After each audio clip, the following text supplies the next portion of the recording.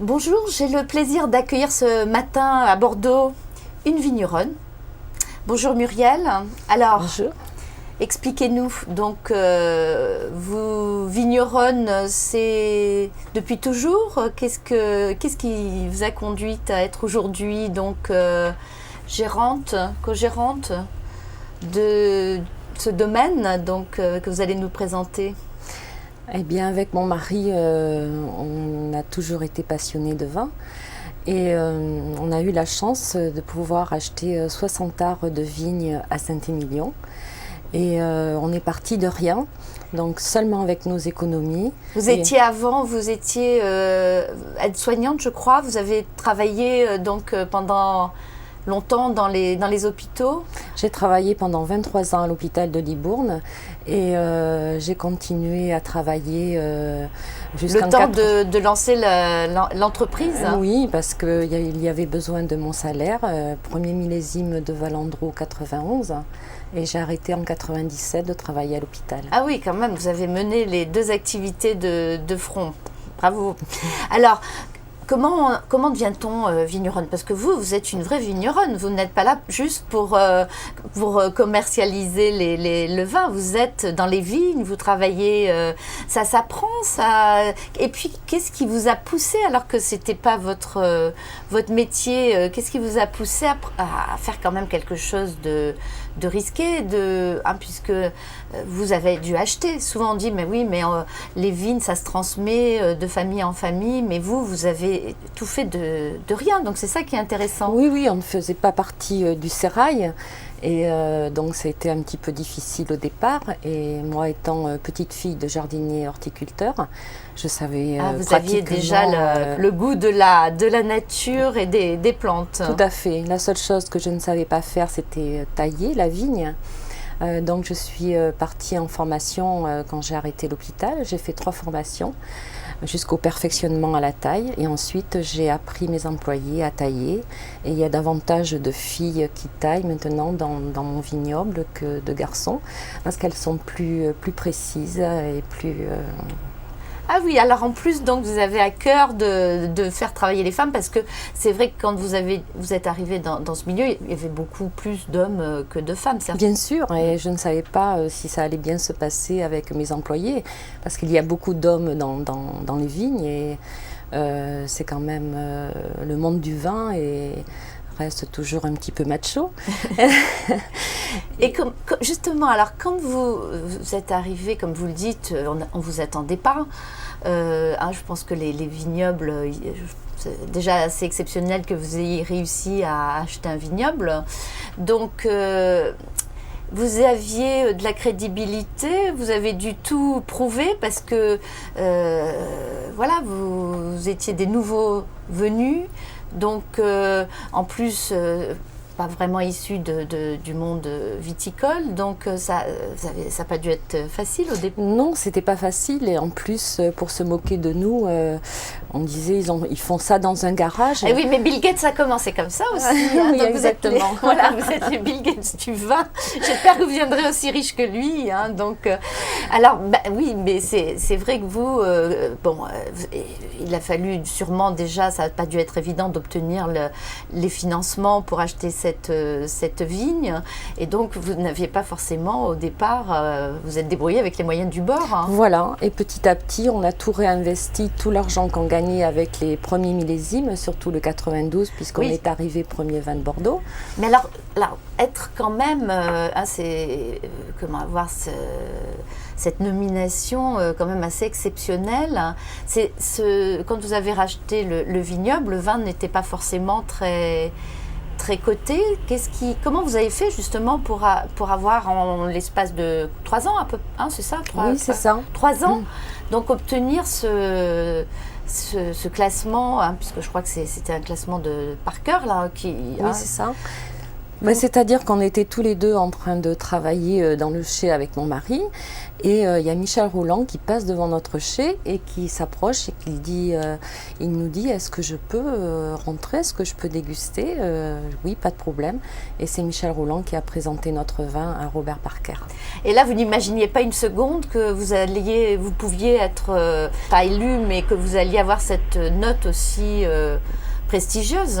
Non, pas du tout, parce qu'au départ, c'était pour notre consommation personnelle, et maintenant, on se retrouve avec une vingtaine d'hectares en Saint-Émilion Grand Cru.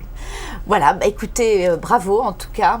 Alors, vous qui êtes une femme de terrain, vous devez avoir, parce que vous vous occupez de la vigne, mais bon, avec votre mari fait le négoce, la commercialisation. Voilà, on a double casquette. Et c'est également vous qui, quelque part, préparez le vin, parce que c'est pas facile, c'est pas évident.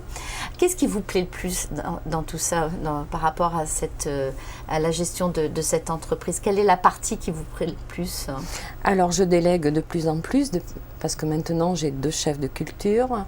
On a des vignes aussi à Pomerol, à Margaux, dans le sud, à Maury. Ah oui, mais chaque fois que vous pouvez, vous continuez à investir et à reprendre. Mais moi, je m'occupe tout particulièrement de Saint-Émilion, avec mes 2 chefs de culture. Et je taille encore. J'ai ma parcelle, et chaque tailleur a les mêmes parcelles. Comme ça me permet de voir celui qui taille bien, celui qui taille mal.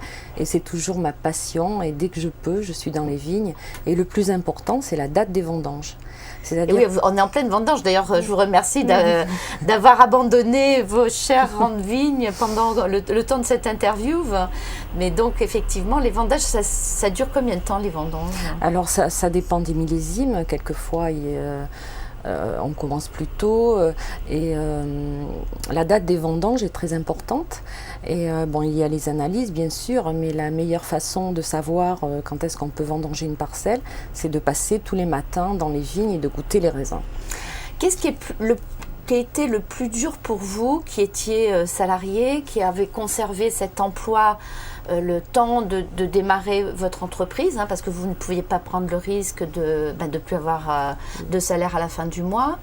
Et jusqu'à aujourd'hui, qu'est-ce qui a été le plus dur rétroactivement? Rien n'a été difficile pour moi, c'était une passion, donc j'ai dit on y arrivera, il n'y a pas de raison. Et donc, alors qu'est-ce qui vous agace dans votre vie d'entrepreneur? Est-ce qu'il y a des choses qui vous font râler quand vous arrivez au bureau ou quelque part, et voilà, c'est des choses qui vous pèsent?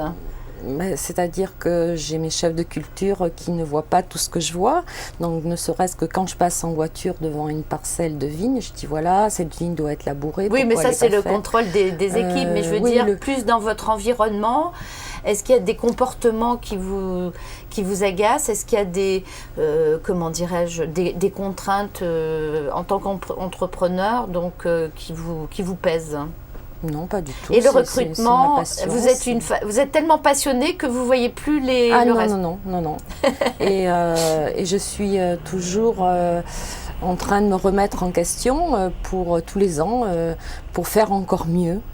Et alors c'est là que vous innovez aussi, puisque dans le vin il faut aussi innover. Et alors donc quand vous regardez un peu de haut, là, quand vous faisiez le vin dans votre garage, vous avez baptisé vous avez créé un vin qui s'appelle le vin de garage, c'est ça? Alors le vin de garage, c'était Château Valandro au départ, quand on n'avait que 60 arts. Maintenant c'est devenu une appellation. Voilà. Valandro, c'est entre 15 000 et 20 000 bouteilles tous les ans. Voilà, donc on est devenu professionnel. Voilà, maintenant c'est plus un vin de garage. Votre vin de garage, le concept avait bien plu à l'étranger, je crois. Ah oui, tout à fait. Les Japonais ont comparé notre histoire à Cinderella, Cendrillon, puisque pas d'argent, et puis voilà, donc au Japon, on est toujours accueillis avec le tapis rouge, malgré les ennuis qu'ils ont eus. Et aux États-Unis, Silicon Valley, Garage Wine, bien sûr, vin culte. Et donc, alors, quel est votre rêve, vous, pour l'entreprise demain? Mon rêve. Vous êtes à combien de salariés? Je ne vous ai pas posé la question. Alors, on est une 50aine de salariés entre le négoce, les vignes et les bureaux. Donc, ça commence à être une entreprise. Déjà une entreprise. Mon mari part souvent à l'étranger, lui, pour le business, mais moi, je reste sur place pour les signatures, pour tout ce qui est, voilà, pour tout surveiller. Alors, vous aviez également, quand vous avez démarré, vous aviez une fille. Hein, donc, bon, vous avez été aussi maman, hein, donc en même temps que tout ça. Donc, vous aviez votre fille, vous étiez salarié, vous étiez dans les vignes. Un petit peu partout, mais alors, polyvalente. comment vous dormiez quand donc, comment faisiez-vous pour arriver à tout faire? Un petit peu des doubles journées, hein. Mais bon, on est des bosseurs. Hein, voilà, je ne suis pas en train de faire les magasins, je suis tout le temps dans mes vignes, c'est vraiment ma passion. Et notre fille a voulu travailler avec nous pour nous faire plaisir au départ, mais sa vraie passion, c'est les chevaux. Voilà, donc c'est pas son truc. Je compte sur mes petits-enfants. Voilà, les petits-enfants pour reprendre le flambeau. Bien écoutez, c'est tout ce que je peux vous souhaiter. Et puis, encore une fois, vous prouvez que sans moyens, hein, donc... on peut pas dire le contraire là. Je suis pas sans œnologue. moyens, sans même être bon, ce qui est pas évident, mais du métier, du milieu, avec la passion, avec l'envie, eh bien, on arrive de produire d'un vin de garage, on en fait un vignoble mondialement connu et donc qui a été élu meilleur vin de Bordeaux. Écoutez, franchement, bravo. Et puis, voilà, il faut continuer à témoigner de... Voilà, la passion, ça assure le succès de beaucoup d'entreprises. Merci. Et puis quelque part, moi j'aime quand j'ai l'étincelle dans le regard, toute la modestie, et ça c'est vraiment typiquement féminin. Merci beaucoup. Et j'ai aussi créé le blanc de Valandro depuis 2003, premier millésime, parce que j'ai tout le temps envie de créer. Et comme j'aime beaucoup les vins blancs de Bourgogne, j'ai voulu faire un vin un petit peu atypique Bordeaux, c'est-à-dire travailler à la bourguignonne. Et je m'entoure d'un conseiller qui s'appelle Athanas Fakorelis, qui est grec, qui a beaucoup vinifié en Bourgogne. Les domaines Le Fleuve, y compris la Romanée Conti. Et il vinifie aussi Malartic-la Gravière. Et là, donc, c'est votre nouveau bébé. Ça, c'est mon bébé. Ça, c'est Just for fun. Exactement. Mais je ne doute pas que le résultat sera super et que ça deviendra aussi une réussite. Voilà, donc j'en suis persuadée. Bien, merci beaucoup. Merci beaucoup, Maïté.